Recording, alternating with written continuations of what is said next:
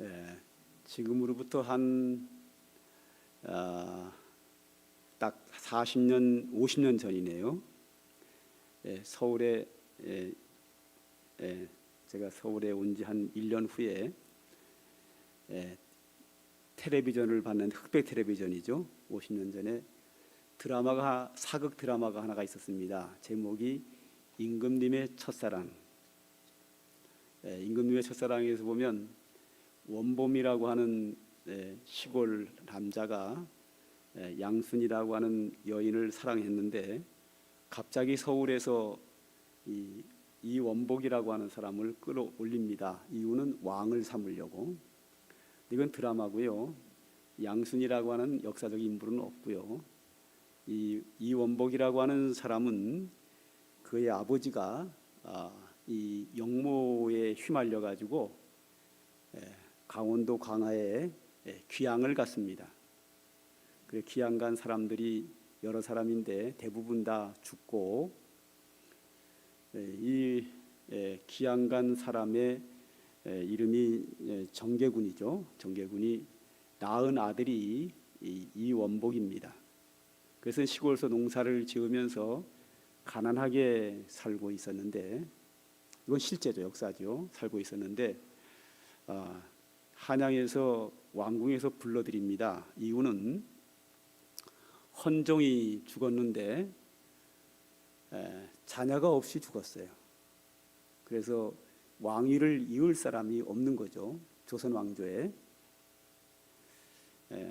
그러니까 이 대비께서 이 원복이라고 하는 사람이 영조의 핏줄이고 왕의 그 핏줄이다 보니까 불어 올려서 이제 왕을 삼은 거죠.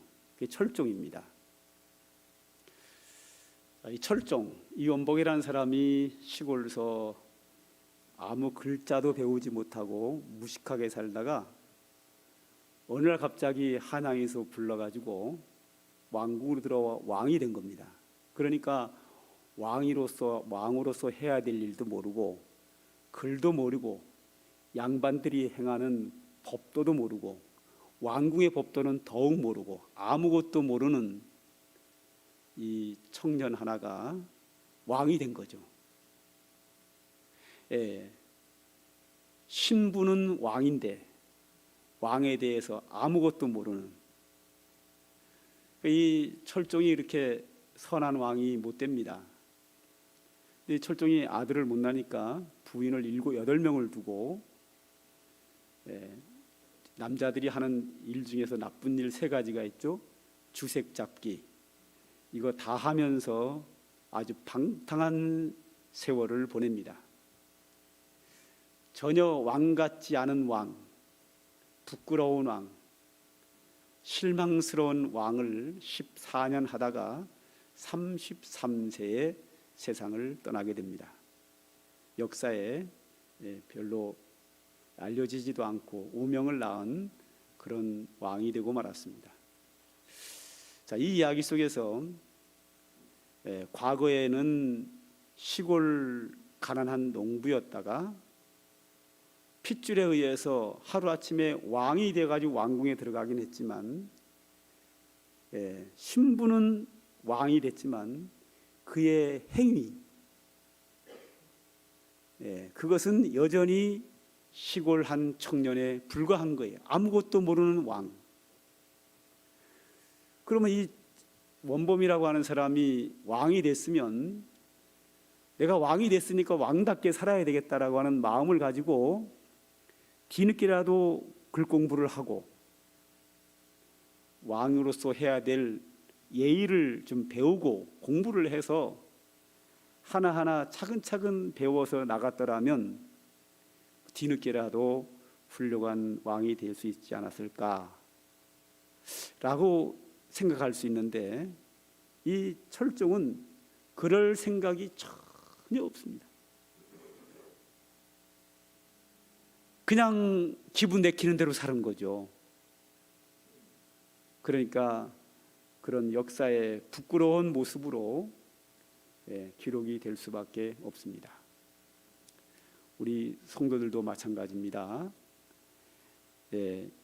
에베소서에 기록된 대로 하면 우리 성도들이 예수 믿기 전에 우리는 마귀의 종이었다. 공중의 권세 잡은 자 사탄을 따라다녔다. 세상에 속했고 세상 풍속을 따라다니며 살았다. 그런데 예수를 믿음으로 말미암아 하나님의 자녀가 되었고 성도라 부르심을 받게 되었다라고 말합니다. 과거에는 사탄의 종이었고 공중의 권세 잡은 자를 따라 살던 우리가 예수를 믿음으로 말미암아 성도가 되었고 하나님의 자녀가 되었기 때문에 하루아침에 그의 삶이 확 변할 수는 없는 겁니다. 물론 그런 경우도 있지만 흔하지 않죠. 그러나 우리가 예수 믿고 하나님의 자녀가 되었고 성도가 되었다고 하면 성도에 맞게 하나님의 자녀에 어울리게 하나님의 말씀을 배우고 하나님의 뜻을 배우고 교회의 여러 가지를 배우고 수고하고 노력하여 성도답게 하나님의 자녀답게 날마다 배우고 새롭게 되어진다고 하면 훌륭한 성도가 될 수 있겠지만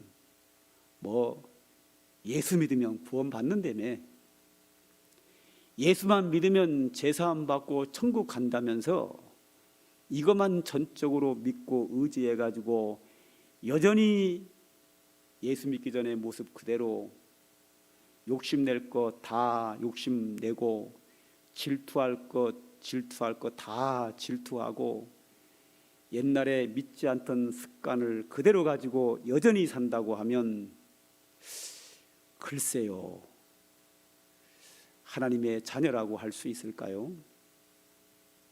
성도라고 할 수 있을까요? 하는 생각을 하게 됩니다.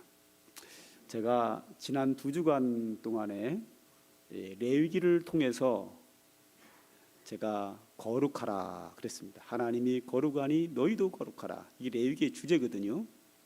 그래서 지지난주에는 종교 의식을 통해서 하나님 앞에서 거룩해지는 모습을 설교로 말씀을 드렸고, 지난주에는 거룩하라고 하는 두 번째로서 우리의 행위, 삶을 통해서 사람들 앞에서 어떻게 거룩하게 살 것인가 하는 부분을 말씀을 드렸습니다. 자, 이 거룩하게 바르게 살아라 하는 것은 우리 성도들에게 아주 큰 부담이죠. 즉 은혜가 안 되지요. 이 한국교회 안에서 은혜가 된다, 은혜가 되지 않는다는 말이 약간 좀 이렇게 잘못 사용되고 있습니다. 성도들이 어떤 마음에 감동이 되면 은혜가 됐다, 은혜 받았다 이렇게 말을 하고, 감동이 안 되면 은혜 못 받았다고 말하는데 그 감동된 거하고 은혜 받은 거하고는 다릅니다. 우리 목사님들 동창들이 만나면 이런 얘기합니다. 이렇게 감동되는 일 있으면 은혜 받았다는 말을 하죠. 그때 은혜 받았다 할 때는 농담으로 하는 거거든요. 이 성도들이 이렇게 우리가 이게 드라마를 보다가 감동이 되는 경우가 있죠, 그죠? 그런 식으로 이제 감동이 되면 교회 와서 감동이 되면 은혜 받았다라고 말하는데, 정확하게 표현하면 마음에 감동이 됐다 이렇게 표현한 게 맞습니다. 은혜라는 이야기는 내가 설교를 듣고 마음에 감동을 받아서 참으로 하나님의 뜻대로 귀하게 살아야 되겠다라는 결심도 있고, 또 하나님의 은혜를 감동하게 되는 그럴 때 은혜 받았다고 하는 게 맞고요. 또 기도해서 응답을 받았을 때도 은혜 받았다는 거 맞고, 예수 믿고 구원받은 것도 은혜 받은 게 맞고, 하나님의 은혜를 받았을 때 은혜 받았다라고 하는 게 맞는데, 어떤 감동받은 거를 다 은혜 받았다고 치부하는 것은 썩 좋은 표현은 아닙니다. 감동받은 거 그냥 감동받은 거고요. 은혜 받은 것은 하나님의 은혜를 무언가 받은 것을 가지고 깨달았고 받았을 때 은혜 받았다라고 하는 거거든요. 자, 지난 2주간에 거룩하라고 하는 것은 감동이 좀 안 될 수 있습니다. 부담되거든요. 여러분, 거룩하게 사는 게 편합니까? 멋대로 막 사는 게 편합니까? 멋대로 내 원하는 대로 막 기분 내키는 대로 사는 게 편하지요.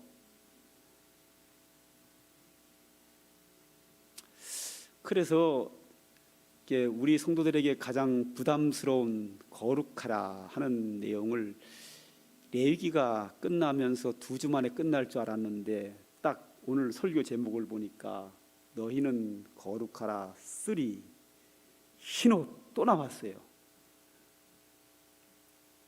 아이, 부담스러운 거 빨리 지나가지 왜 또 나왔을까?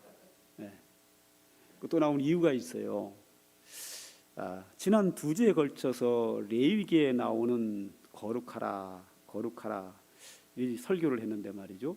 목사님, 그거 율법 아닙니까? 맞습니다. 율법입니다. 레위기 율법이죠. 구약이니까요. 거룩하라 율법입니다.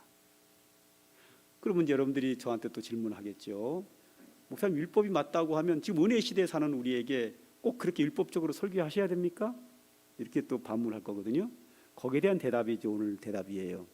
자, 오늘은 구약 율법이 아니라 신약 은혜입니다. 그 은혜도 은혜에서 가장 큰 은혜가 뭐냐 하면 예수님의 십자가의 보혈의 피로써 내가 제사함을 받고 하나님의 자녀가 되어 천국 백성이 되는 게 가장 큰 은혜거든요. 오늘 본문에는 그 얘기가 나오고 있어요. 하나님의 은혜로 예수 그리스도의 십자가의 공로로 제사함 받고 천국에 가는 이야기입니다. 은혜 중에 은혜입니다. 가장 소중한 은혜입니다. 그런데 이 가장 소중한 은혜에 뭐가 들어가 있느냐 하면 거룩하라 하는 게 들어가 있어요. 율법에서도 거룩해야 되고 은혜 속에서도 여전히 거룩해야 합니다. 율법보다 오늘 더 강조했다고 볼 수도 있겠죠. 아주 강하게 강조하고 있습니다. 은혜 가운데 사는 예수 그리스도의 십자가의 은혜로 살아가는 우리 성도들에게도 여전히 우리는 거룩해야 합니다. 그래서 우리를 부를 때 뭐라고 부르죠? 성도라고 부릅니다. 성도가 무슨 뜻이라 그랬죠? 거룩한 무리, 거룩한 단체, 거룩한 그룹이란 말이죠. 우리 자체가 거룩한 사람들이에요. 그렇기 때문에 은혜 시대의 거룩한 성도이기 때문에 여전히 우리에게는 거룩함은 여전히 중요하게 작용하고 있다는 겁니다. 자, 그러면 오늘 본문 14절을 보죠. 14절을 보면 내가 말하기를 내 주여 당신이 아시나이다 하니 그가 나에게 이르되 이는 큰 환난에서 나오는 자들인데 어린 양의 피에 그 옷을 씻어 희게 하였느니라. 자, 이 말씀 앞에 오늘 본문에 9절부터 보면은 뭐가 나오는가 하면 사도 요한이 환상 속에서 천국에를 들어갔어요. 천국에 들어가 봤더니 허다한 무리들, 능히 셀 수 없는 수많은 사람들이 흰 옷을 입고 손에 종려가지를 들고 하나님을 찬송하고 있었어요.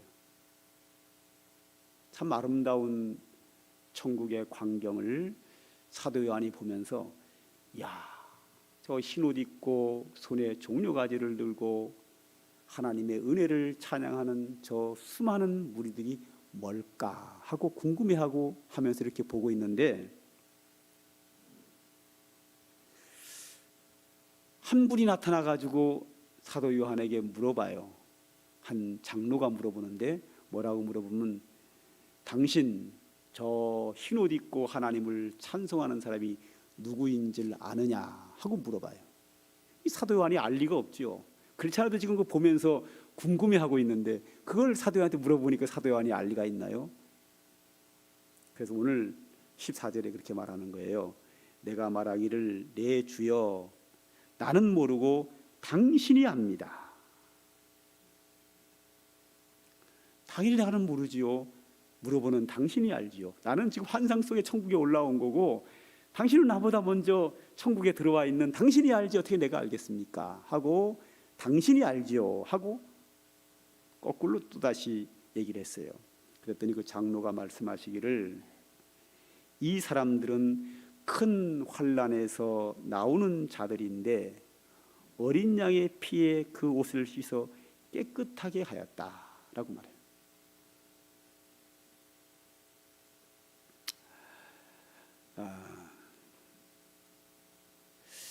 그 흰 옷 입고 수많은 무리들이 하나님을 찬양하고 있는데 그 사람들이 누구냐 하는 거에 대한 대답이 뭔가 하면 환난에서 나오는 자들인데 어린 양의 피에 그 옷을 씻어 희게 하였다. 자, 어린 양이 누구라 그랬죠? 요한계시록에서 어린 양은 무조건 예수님을 말합니다. 요한계시록에서 예수님을 어린 양이라고 표현하는 이유는 세상 죄를 지고 가는 하나님의 어린 양 되신 예수님께서 십자가에서 화목제물로 드려짐으로 말미암아 그 어린 양 되신 예수 그리스도의 은혜로 구원받은 성도들이 가는 천국이기 때문에 이 천국에 대한 이야기가 대부분이 많다 보니까 예수님을 다 많은 부분에서 어린 양이라고 표현은 되어 있고 어린 양이라고 되어 온 것은 무조건 다 예수님을 지칭하고 있습니다. 그렇기 때문에 이 본문은 예수님의 피에 의해서 죄사함 받은 성도들이다. 그런데 이 성도들이 흰 옷을 입었다. 어린 양의 피로써 희게 깨끗하게 했다. 이 말은 뭐냐면 하나님이 보내신 하나님의 아들 예수님이 십자가에서 흘리신 피에 의해서 우리 성도들은 깨끗하게 죄사함 받은 성도들이다. 그 성도들이 천국에 와 있다 하는 겁니다. 그래서 이 흰옷 입은 자들인 바로 예수 믿는 성도들, 죄사함 받은 성도들임을 여기서 말하고 있습니다.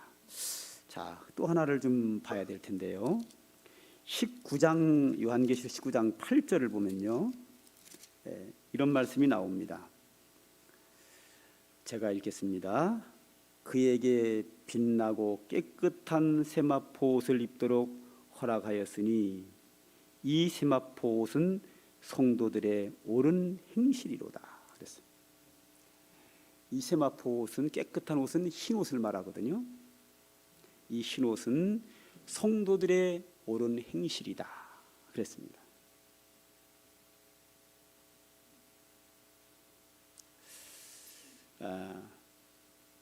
예수님께서 깨끗하게 죄사함 받아서 희게 된 옷을 입고 있는 성도들, 그 성도들의 옷을 이번에는 뭐라고 표현했다고요?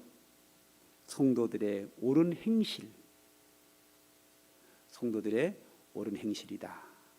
자, 이 거룩이라고 하는 게 뭐냐면, 거룩이라고 하는 성경적 표현대로 하면, 물론 구어사제도 비슷하게 나왔습니다만 특별히 성경적으로 표현하면 거룩이라고 하는 것은 하나님의 은혜로 깨끗해진 것을 세상 더러운 죄악으로부터 묻지 않고 구별된 상태, 이걸 거룩이라 그래요. 세상 죄악과 섞이지 않은, 세상 더러운 것이 묻지 않고 깨끗한 것이 깨끗하게 구별돼서 보존된 상태를 거룩이라 그러는 거예요. 이 거룩은 한마디로 말하면 구별하다는 거예요. 깨끗한 거하고 더러운 거하고 묻지 않은 상태. 거룩이라고 하는 것은 깨끗한 거와 더러운 것이 혼합되지 않고 분리되어 구별되어 있는 것을 거룩이라 그래요. 거룩은 구별하다 그런 뜻이에요. 구별하다. 깨끗한 것을 더러운 것과 구분했다. 그러니까 우리 성도들은 예수 그리스도의 십자가의 피로써 모든 죄를 사함받고 깨끗해졌는데 옳은 행실로 인하여 다시 세상 더러운 죄악을 묻히지 않는 것, 그 상태를 성도들의 거룩한 깨끗한 행실이다, 그렇게 표현하고 있어요. 우리 한 자를 좀 더 봐야 되는데요. 요한계시록 3장 4절을 한번 좀 보겠습니다. 3장 4절을 보게 되면 뭐가 나오냐면 그러나 사대에 그 옷을 더럽히지 아니한 자 몇 명이 내게 있어 흰 옷을 입고 나와 함께 다니리니 그들은 합당한 자인 용고라 그랬어요. 그리고 그 앞에 2절을 보면 너는 일깨어 그 나무밭 죽게 된 것을 굳게 하라. 내 하나님 앞에서 내 행위에 온전한 것을 찾지 못하였노리 그랬습니다. 자, 이 말씀 무슨 말인가 하면 예수님께서 사대 교회를 평가하실 때에 그 사대 교회를 성도들을 평가할 때 그 사대 교회 교인들이 하나님 앞에서 내 행위에 온전한 것을 찾지 못하였노니, 즉 하나님이 사대 교회 교인들에게서 행위에 온전한 것을 찾지 못했다. 다 온전하지 못하다. 행위가 하나님 앞에 온전하지 못했다. 다 불합격이다.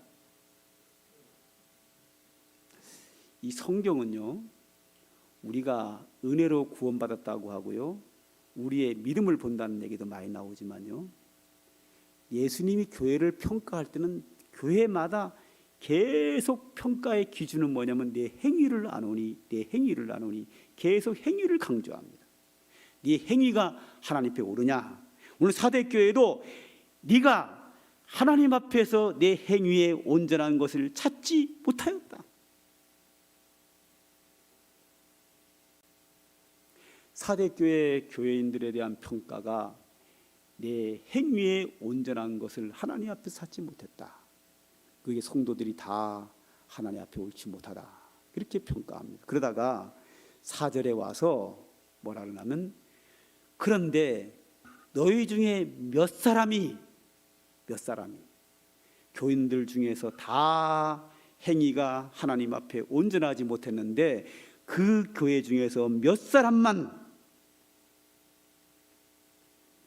4절에 그러나 사대에 그 옷을 더럽히지 아니한 자 몇 명이 내게 있어 흰 옷을 입고 나와 함께 다니리니 그들은 합당한 자인 용곤이라 그랬습니다. 사대교회 몇 사람만 흰 옷을 입고 있었다. 성도들의 옳은 행실을 가지고 있었다. 그래서 주님과 함께 다녔는데 합당했다. 성경에서 하나님과 동행했다는 말은 다 하나님 마음에 합한 자들에게 사용되는 말입니다. 하나님 마음에 합한 자와 하나님이 동행하시고 그렇지 않은 자에게 동행하지 않는다라고 표현되어 있어요. 사대교회 교인들의 대부분이 내 하나님 앞에 내 행위에 온전한 것을 찾지 못했는데 그 교회에 몇 사람만이 흰 옷을 더럽히지 아니하고 주님과 함께 다녔는데 주님 앞에 합당한 자였다. 그렇게 말합니다. 즉 주님께서 그의 피로 깨끗하게 했는데 행위가 온전하여 깨끗함을 거룩하게 지켜서 주님과 함께 동행했고 주님 앞에 합당한 자였다. 그렇게 말하고 있습니다. 은혜 중에 은혜가 요한계시록이거든요. 여기서 강조하는 건 뭐냐 하면 예수 믿음으로 말미암아 예수님의 그 한량없는 은혜의 속죄 피로써 우리 죄는 다 깨끗하게 용서받았다. 그 깨끗하게 용서받은 것을 깨끗하게 지켜야 된다. 그것이 거룩이라는 거예요. 흰 옷이다. 거룩함을 지켜라.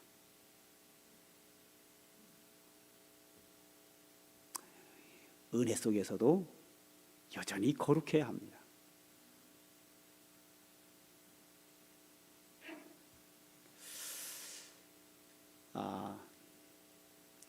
제가 얼마 전 그 새벽기도 때 한번 한 얘기인데요. 제가 이 상관교회 목회하면 30년 동안 한 번도 안 했던 부끄러운 비밀 얘기가 하나가 있는데 했어요. 얼마 전에. 그 비밀 얘기가 뭔가 하면 요즘 우리 성도들이 이따금씩 면허 시험 보잖아요. 운전면허. 학과 시험은 한 번에 다 붙더라고요. 막 김지사도 붙고 이지사도 붙고 박지사도 받고 김권사도 받고 뭐 다 한 번에 합격하더라고요. 그 당시에 제가 면허 30몇 년 전인데요. 운전을 하려고 이제 면허 시험장에 갔죠. 그래서 이제 학과 시험을 보는데 그 당시에 주변 사람들이 다 한 번에 합격했대요. 나보다 시원찮은 사람이 다 합격했다고 하더라고. 그래서 저도 이제 한 번 합격하려고 책을 샀지요.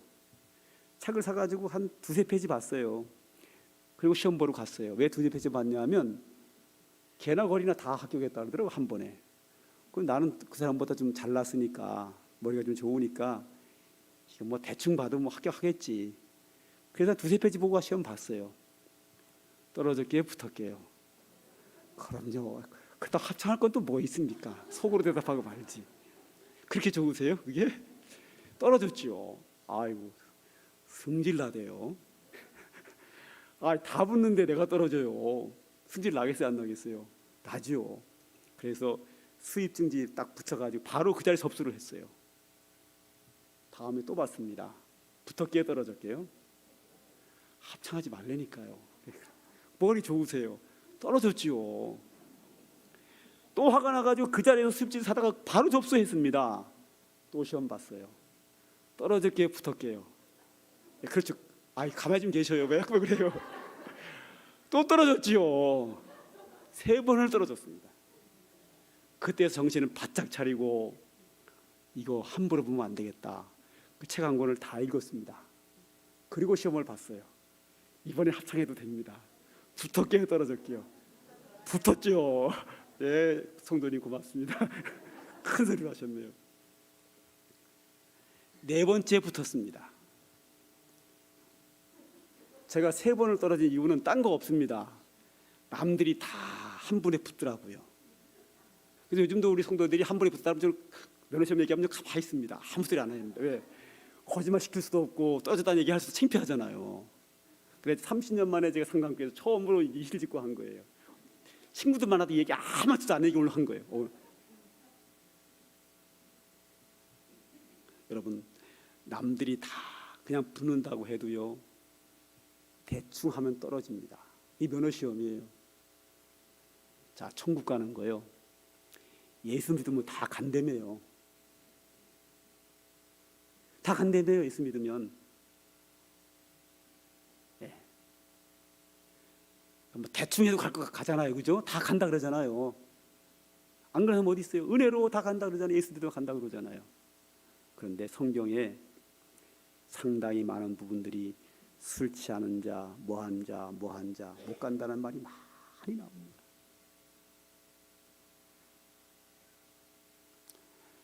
남들이 다 간다 그러는데 나더러 주여 주여 하는 자마다 다 천국에 들어가는 것이 아니요 내 아버지의 뜻대로 행하는 자야 들어가리라. 이런 말씀 어떡할 거예요?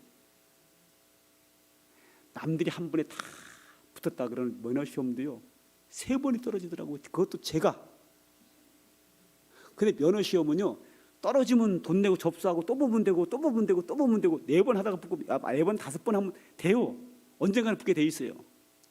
천국은요 한 번 떨어지면 수입증지 붙여가지고 접수가 안 돼요. 끝이에요. 떨어지면 어떡할 거예요?